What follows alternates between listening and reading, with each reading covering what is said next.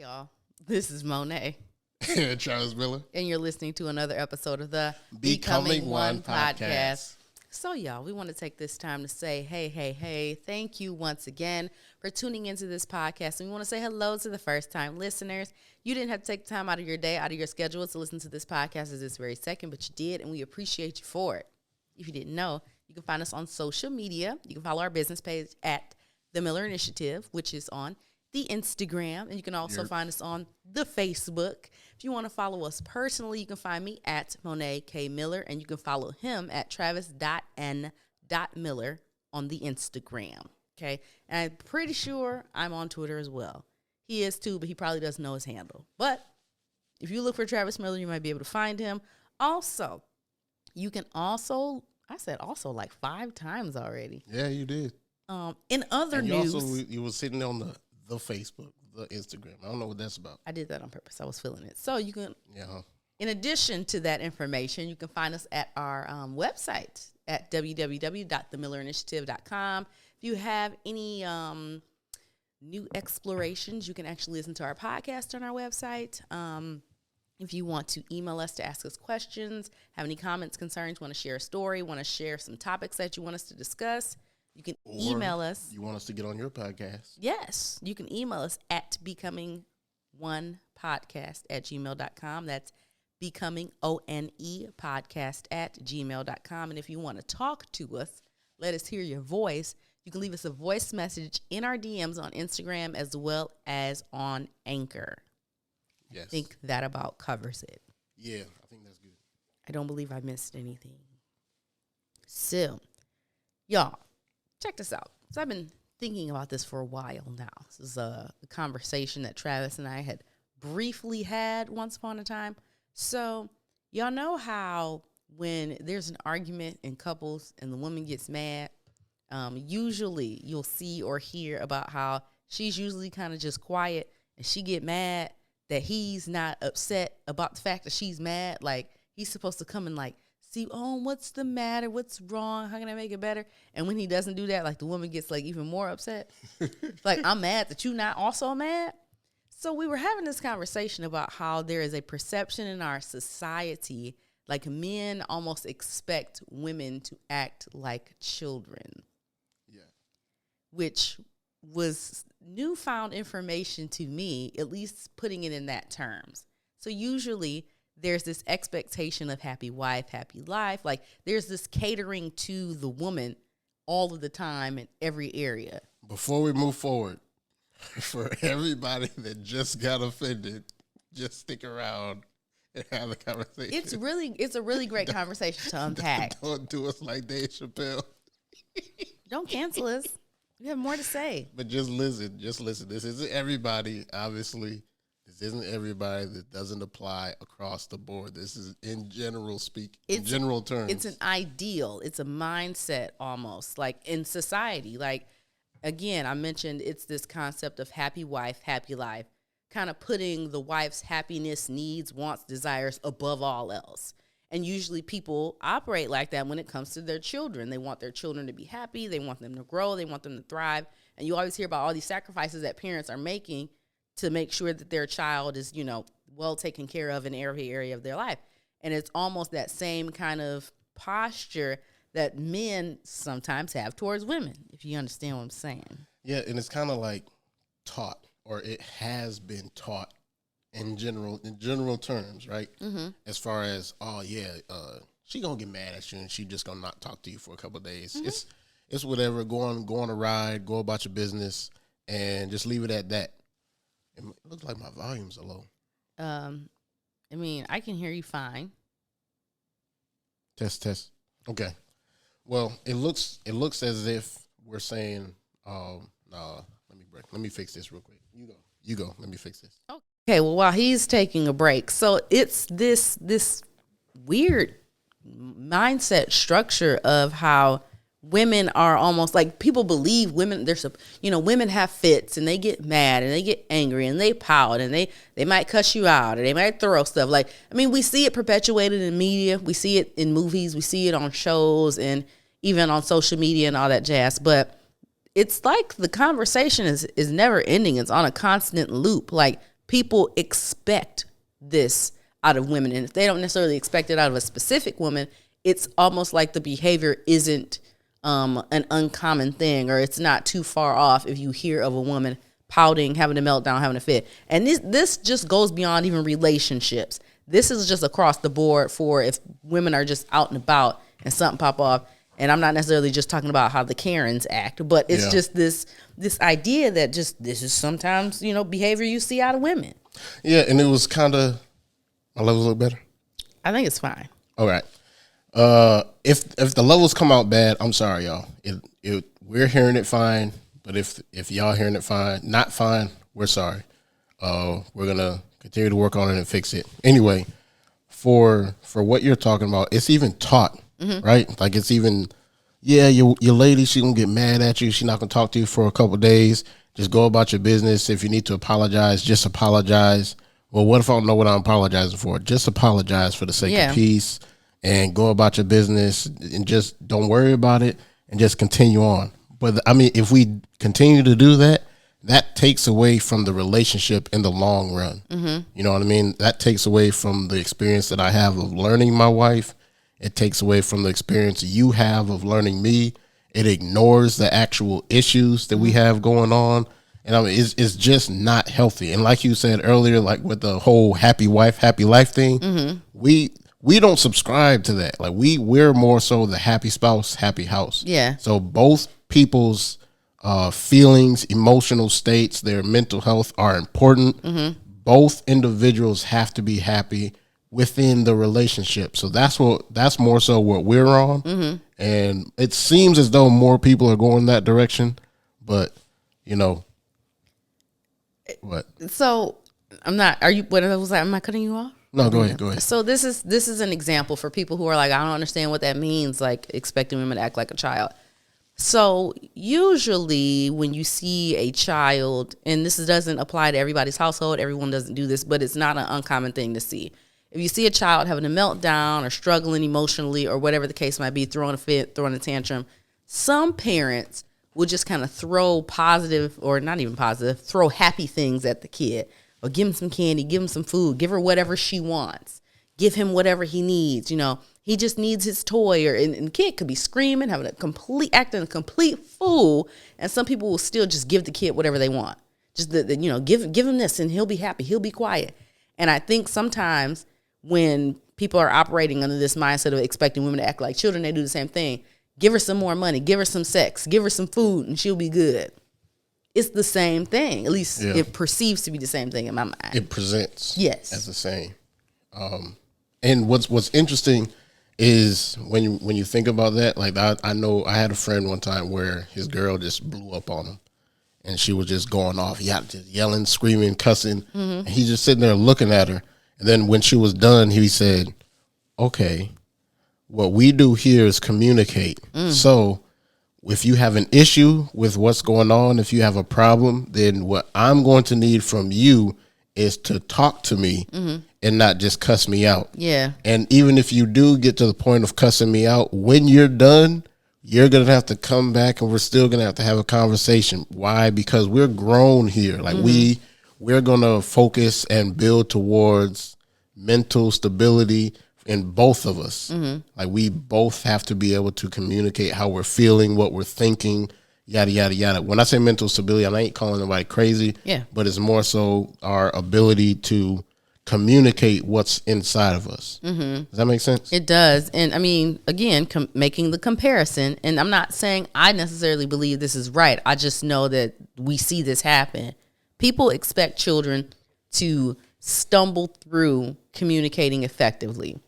People expect children to not know how to articulate what they're feeling, and you have to remind children to use their words and all these other things. Like, I see you're starting to cry. Is this, should we be getting upset about this, or should we just be talking through this? And so when women have these episodes of blowing up, cussing spouses or significant others out, it's like sometimes when you come back to address it, it's almost as if like you get an apology, but you don't necessarily expect it. So like it's almost as if this is just what women do sometimes, or they'll use this excuse, well, it's just that time of the month, or she pregnant, so she just moody. Like, we expect in society to give women a pass for acting outside of their character, for lack of a better phrase.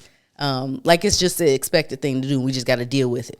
And it's you know what it's similar to, though, on the other end of the spectrum? What? It's similar to the boys will be boys. So it's similar in, like, as a society, we know, well, if you don't know, you will now. Boys will be boys is not okay. That's not an okay thing to do. So it's similar to that. Boys will be boys saying, oh, yeah, he got mad. He punched a hole in the wall and went about his day. Like, what? He did what? Yeah. You got a man that can't control his emotions? You have a man that's punching holes in the wall? Huh? That's not okay. The next thing he gonna hit is you. Yeah. You know what I'm saying? Like, when we see that in men, it's like, that is wrong. As a stable person, I believe I'm stable, hopefully. Some people call me crazy. But as a stable person, when we see something like that, we say, that is wrong. That shouldn't be happening. He needs help. He needs to learn how to control his emotions, yada, yada, yada. Right? Yeah. But then once we see that in like women in general, and I've heard it from more than just uncles or whatever, but when they're speaking on how to handle these issues, it's more of it's just that time of the month, or she's just having a bad day. Yeah, instead of, well, we all need to learn how to communicate. We all need to learn how to communicate what's going on and what we need, the issues that we're having or what we're thinking. And we, as grown people, we have the right to expect proper communication from each other. Like, you have the expectation of me to say when I have an issue. Yeah. Just like I have the expectation of you to say when you have an issue. If one of us were to then go off and, stomp or basically throw a grown fit, I'm not getting what I expected. I'm not getting what I thought what I deserved or whatever. And I don't say anything. I'm just throwing a fit, or I just get quiet and you have no idea what's going on. Then there is an issue with that on both sides. And it's not okay for men to do, and it's not okay for women to do. Right? It's not something that should be in relationships. Right. Like the whole, I'm going to give you the silent treatment for a week. Or even like when people like, oh, I'm just don't have sex with him until he get it right, and don't have sex with him until he do X, Y, and Z. It's been there. Yeah. Kids are good at manipulating. When they figure stuff out, that's a childlike behavior that gets brought into adulthood, and then it weaves itself into all these different areas of your lives. But essentially, that's what it is. It's manipulation, and it stems from acting like a child. Yeah, and we have daughters, right?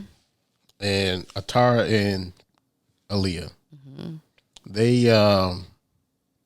they hold a special place.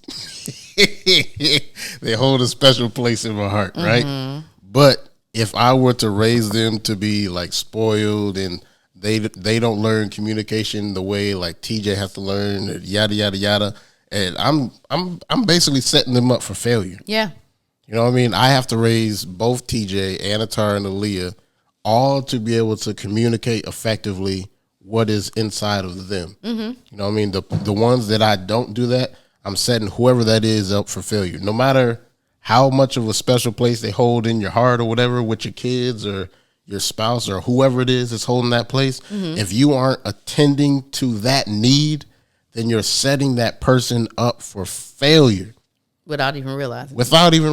You think that you know what I mean, I'm just being a good dad. I'm just being a good mother.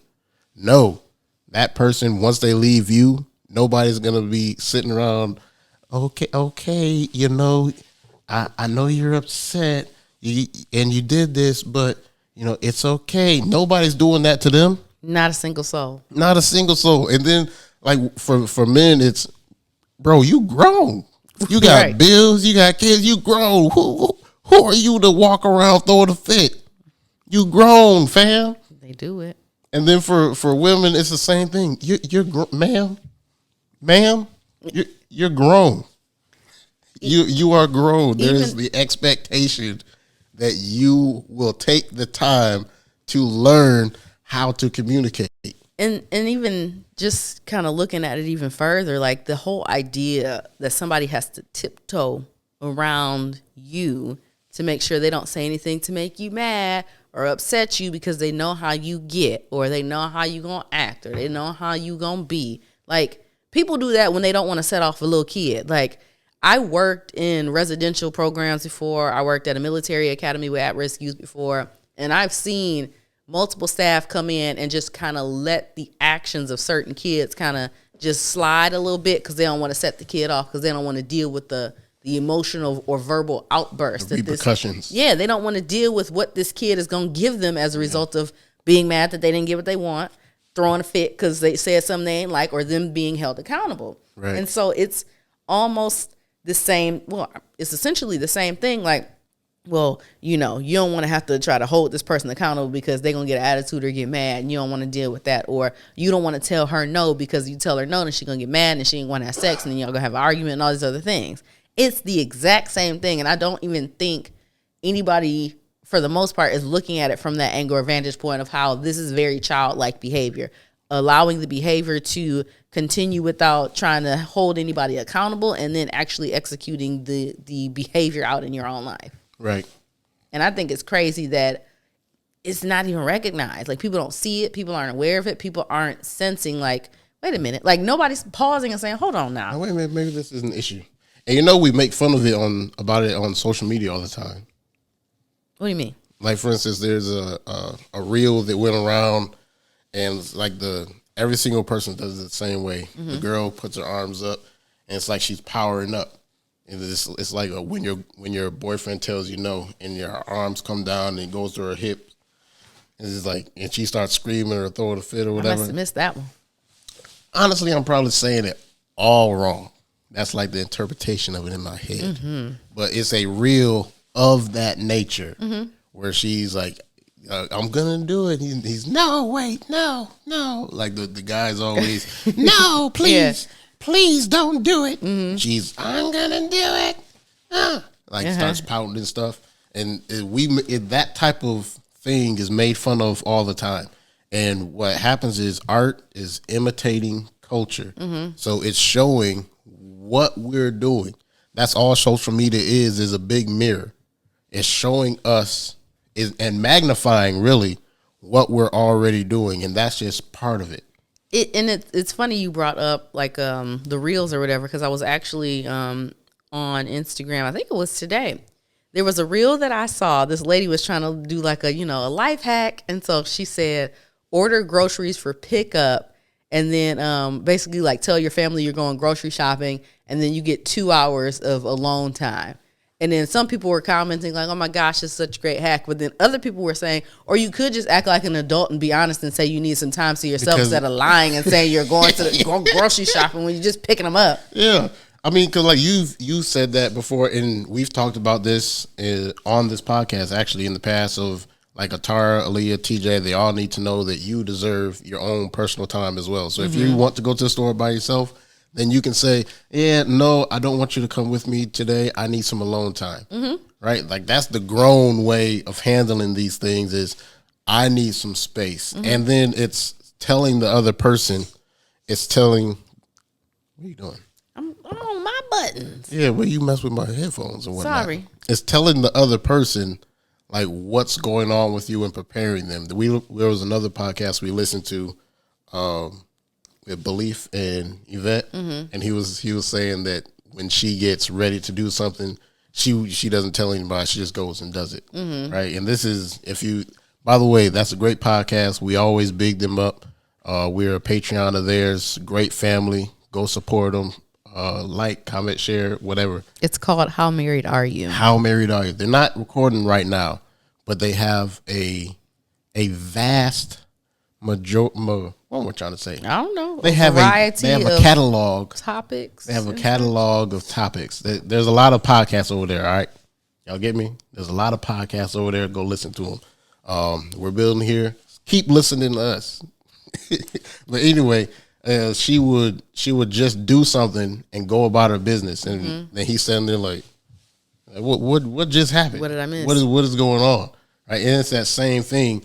Like if something's going on with me, I need to be able to say like, yeah, I need some alone time, or I need some me time, or I need to go to the spa or whatever to get my head right because something's going on with me. And if it's a reaction to whatever's going on in the family or you or an argument or whatever, I still need to take ownership of my responsibility to myself. You know what I mean? Like, I'm not gonna say, "Hey, I'm going to the store," and then go drive for 2 hours. Yeah, That's stupid. For one, and for two, you're lying because that's not what you did. Right. You went and picked up groceries, and then you went and drove for 2 hours. And you better not have got no frozen stuff, because now the stuff is melted. You bring it back to the house like refrozen food or whatnot. You know what I'm saying? Like, just tell the truth. And again, that to me, is connected to this idea of acting like a child. Like when kids want something and they don't think they're going to get it, or they don't see how it's going to work out to where they'll get it, they'll fabricate some type of story to try and get what they want. So I want a long time. I don't know how to get it. I don't see that it's available, but I know I got to go grocery shopping. So let me just say I'm going grocery shopping, even though I'm really going to just pick it up. And then I'll spend 2 hours by myself because that's what I want to do. Right. Or men will say the whole, yeah, I'm gonna go hang out with my friends, knowing that there's somebody there that causes issues or trouble every time. You know what I'm saying? Like, instead of just being real, like, yo, this is what's going on, I still want to go. At least have the conversation. And if afterwards people say that, if afterwards y'all say rather it would probably best not happen, then it is what it is. Y'all came to that conclusion.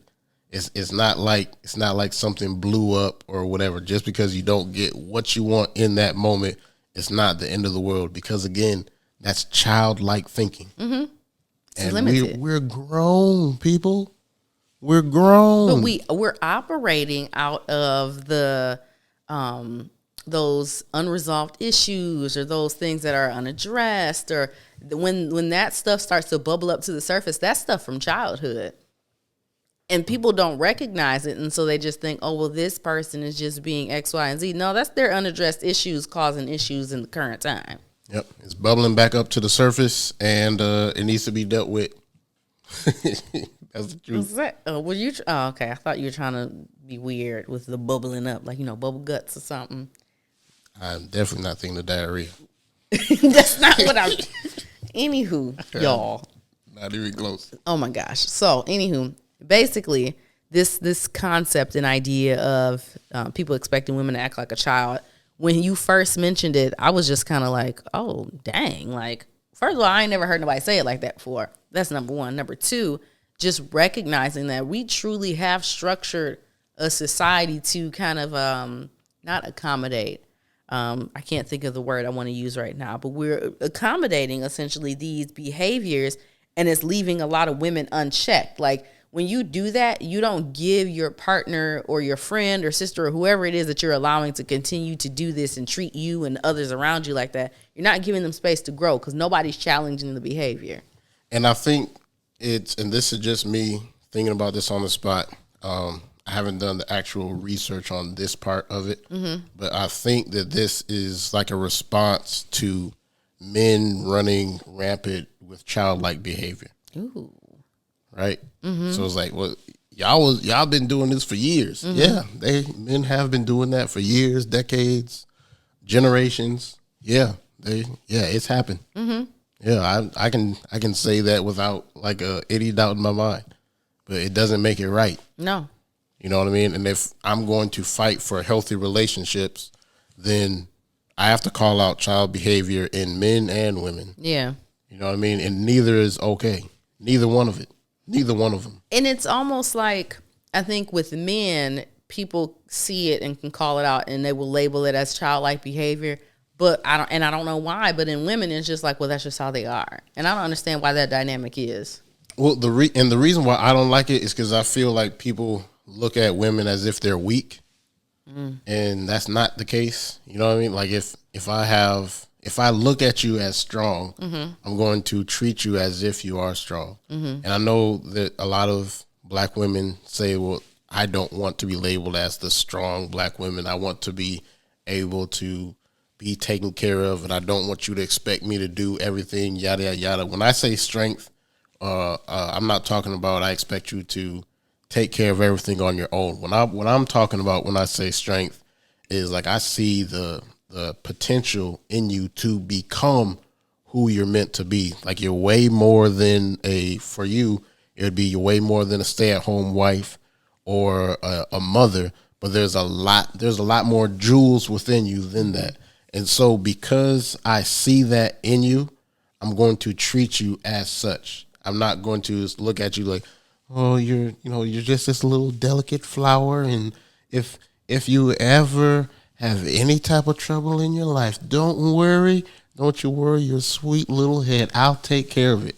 Nah, you got it. Let's park the car right here for a second, folks. You got it. So, love Travis. Favorite person in the world. Okay. Look at that. Travis. And now I need y'all to focus on what this man just said, okay? Travis has never been someone who has kind of sat with me in my pouting, whining, complaining, whatever other adjective you like to, or verb you like to throw in there. He's never been one to just sit there with me and be like, "Aw, that must really suck, man, that sucks, man. I would be mad too." That is not who this man is. It's never been him. He's never been someone who just sat in me and sulked or sat with me and sulked. I've tried to, but he didn't last very long because I don't remember it. But just this idea of not allowing himself to be invited to my pity party, but saying, okay, I see all of these amazing things about you. You got to get up out of this. So he's never been one to be like, oh, well, do you need anything? He's like, come on, like snap out of it. Like this is not what you're doing right now, and the way that you're behaving and acting. This is not who you are to become. This is just you responding emotionally. And he's very clear about letting me know when I'm responding emotionally, because he will not respond emotionally back. And usually when kids get all upset, and I'm putting myself on blast right now, okay? When kids come to you and tell you that they're hurt, or especially when they mad, my children do it, when the girls do anyway. If they come to you and they're mad, like they want you to also be upset, or they're waiting for you to respond in an emotional way that matches them. And when you just be like, oh, you mad? Oh, okay. Well, you come back, talk to me after you done being mad. And they like, well, they don't know what to do. They don't know how to act. They don't know what to say. And so it's the same thing. And so, yeah, he's my friend, my buddy, my pal, my husband. But he ain't about to get down in there with me and do all that. He ain't not about to be sitting there looking all sad and pitiful with me. Well, I think the reason behind that is we both can't just sit and be sad. And I'm not taking on I'm not gonna call them horrible emotions, but I'm not going to take on sad or depressing emotions when I already got stuff of my own in there. I can help you if you like. There's been times where you like, yeah, I just need like a pat on the back or a hug. Yeah, I can give you your pats. I can give you your hugs. But even with that, like learning to say, this is what I need right now. Right. And not just being like, well, he see I'm sad. Why he not coming over here and saying nothing? I'm going to get closer and sit in his face and look even more sad. Maybe he'll come and give me a hug. Or maybe he'll ask me if I want him to go get me some of my favorite food or something. I don't know, but I'm going to sit here and look sad, because that's what children do.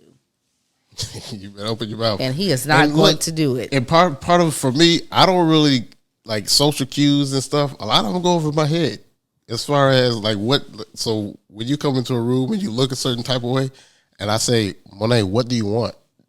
I'm asking because I literally don't know what I'm looking at as far as like what you're doing. When he's asking me that, I never look sad. Well, I don't think I'd be looking sad or upset. I'd be like just giving weird looks, I guess, because I am the definition of social awkward wife. That's me. How y'all doing? I got a club. It's me, social awkward wife. So he just be like, what's happening right now?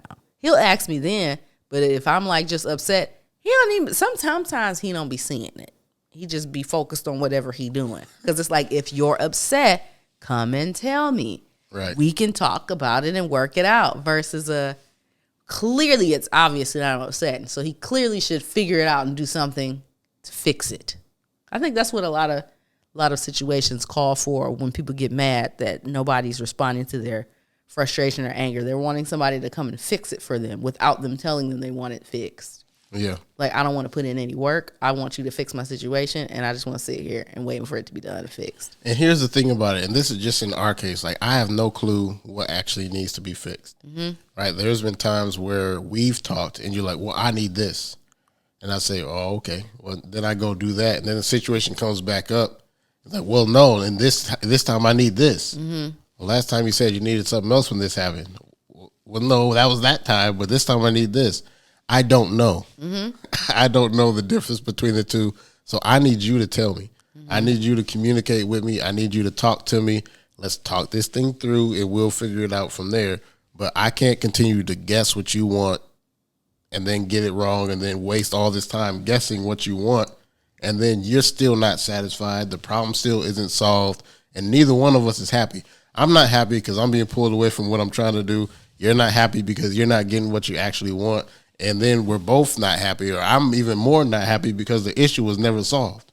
So what it really does is highlight the importance of communication, effective communication at that. So what he just described, if you look at it from the other perspective of a kid, when people have babies can't communicate besides crying, which is not very effective because they cry for everything. You don't know if they're hungry, if they want to be held, if they need their diaper changed, if they're sleepy. There's a plethora of different things. They might need to be burped. There's a plethora of things a baby could need at any given moment. And even if you respond the same way every time, the need could be different, which is why in relationships, you can't just have something going on and expect them to respond accordingly.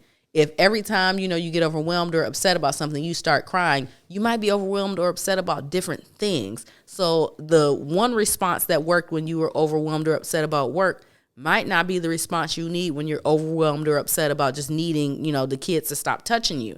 And so when you're communicating about what's going on and what you need, that allows your partner to come in and actually help meet that need versus like a baby, they just gonna cry and scream about everything. You scrambling to try to figure out what they want. And it takes a while to learn those differences. Well, yes, it does. It takes a while, and you have to be really patient with it.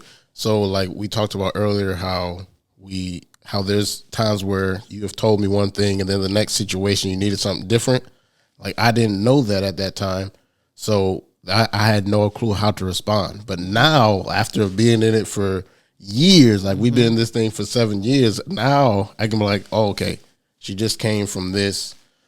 She was dealing with this guy or this girl. She probably needs, 30 minutes or whatever to herself. Mm-hmm. Now I can point these things out. But at the time, it's like, yeah, I have no clue. Mm-hmm. So we're going to have to talk about it and communicate. And it goes, both ways as far as communication goes. Because if I'm upset, I have to say something. And here's the thing. We don't always have the words, but we always have a feeling. Yeah. So even if I have a feeling of being in a place, if that's all the thing if that's the only way I can describe it, then I still need to say that. Yeah. I still need to say, hey, I'm not really in the right headspace right now. I don't have words for it, but I have a feeling and I don't like it. And maybe we can circle back around to it once I do have words for it. But right now, I don't have words for it to give you. And even just being able to appreciate how when you don't have words, sharing that you don't have words and understanding on this end, and this is for, you guys too, if your partner is trying to express something to you, but they don't have the words for it, that's not them saying, I don't want to talk to you about it. That's literally them being transparent and saying, I don't even know how to say this to you. So can we please circle back so when I find the words, I can share this with you and we can actually dialogue about it versus me trying to, grab at straws. Yeah, just looking for a needle in a haystack right now. And I need time to sort through this because I don't even know how to say it. That has everything to do with my vocabulary and my emotional vocabulary. Like, how can I describe, like, there's the emotional wheel. Is that what it's called? Mm-hmm. Yeah, the emotions wheel. Like if I've never seen something like that, how can I describe what's going on? Yeah. I don't even, if I don't know how to express this emotion fully. Mm-hmm. You know what I mean? So there's, even that is okay. And it happens. Like it happens to all of us. Yeah. We don't always have the words to give the other person, but we always have the ability to like warn them, for lack of better words, let them know that something is happening. And I think that just brings us back to our human nature, like feeling or knowing or understanding that sometimes I'm going to have moments, and that's in every relationship. Sometimes you're going to have moments. Whoever you're in a relationship with, y'all gonna have moments. Individually, you're each gonna have moments, and just giving each other the grace to navigate through that, giving each other space to navigate through that, and being understanding that this person is not perfect. And no matter how much time you spend together, no matter how long you've been together, you are always going to be learning something new about them, because they're always going to be learning something new about themselves, because you're constantly growing and developing and changing. And so that's the ride that you are on when you decide to commit to somebody for life. It's not necessarily just a circle, but it's just riding the wave, you know? Riding the wave. Why are you looking like that? Because that's what she said. Oh, my goodness. She wanted to ride that wave. That's not where I was going. That's not. You heard me. Anyway. You heard me. So hopefully, with this conversation, I hope you listen. I hope you listened to a good portion of it and didn't stop when we said that people expect women to act like children. Because if we want to break it down, if we want to remove all of the, glitz and glam of what relationships look like on social media and, all the things, we have these expectations or these preconceived notions of how women are going to behave. And we need to start challenging one another. We need to start holding each other accountable. And we need to stop running away from how we think people are going to emotionally respond, and have dialogues and conversations about why are we having this emotional response, and how can we stop responding out of emotion and start actually responding to situations for what they are and not just based on how you feel. Yeah. And let's compromise on the statement. People expect for people in relationships to act like children. That's a compromise that I can make. Okay. And maybe we can talk more about how people expect for men to act like children in the next podcast. Mm-hmm. Because that's an expectation too. Yeah. Like when you're dealing with certain issues, there's a lot of people that expect men to act like children. You can even bring up how people don't expect men to know how to put like a baby stroller or a crib in the car, or, you know what I mean? Like a baby stroller in the car, or a crib together, yada, yada, yada. Or, oh, you mean you left your kids at home with the father? Yeah. I took Aaliyah to Toyota one time where I was getting fixed, and the lady was like, where's the mother? The mother. And I said, she's at home? You mean you're out here by yourself? Yeah. You brought your child to the dealership and the mother is at home? Do you need anything? She asked if you needed anything? Yes. And then she said, oh, man, I just... that's okay. That's okay. Men should be able to take their kids and she be was out amazed. there. That is just amazing to see. I was like, we that bad? y'all expect us to take the kids out the house and next thing you know they don't make it back or something? And I'm going to just be brief because I would love to expound on this in the next episode. It is so irritating that we continue in media and wherever else you see it to have men painted as this completely stupid person that has absolutely no capability or no knowledge of how to take care of a child. That's is annoying, the go-to. And it needs to stop. That's the go-to. When Aaliyah was being born, and this is no, there's no hate against this woman. Our midwife, she was like, you know how to change Tara's diaper? Yeah. I know how to change her diaper. Oh, you're doing it right. You're doing it the correct way. Oh my goodness! Knocked out. I missed all that. What you mean? Oh, Because usually there are some, honestly, and I'm gonna hold back a little bit, but there are some men who let me go ahead and back up off this. It could be a whole thing. Yeah, they're just very uncomfortable doing it for many reasons, and so I'll touch back on that on the next episode. But anyway, y'all, you get the point. We need to start looking at one another in relationships as full-grown adults. We need to start behaving as full-grown adults, and we need to start calling each other out when we're having childish behaviors in relationships, because we don't need to do that to each other. Yep. We're a team. Right here. I saw that. Nah, I didn't do nothing. Anyway, y'all. So this is Monet. This is Travis Miller. And you just listened to another episode of the Becoming One podcast. All right, y'all. Be easy. Peace.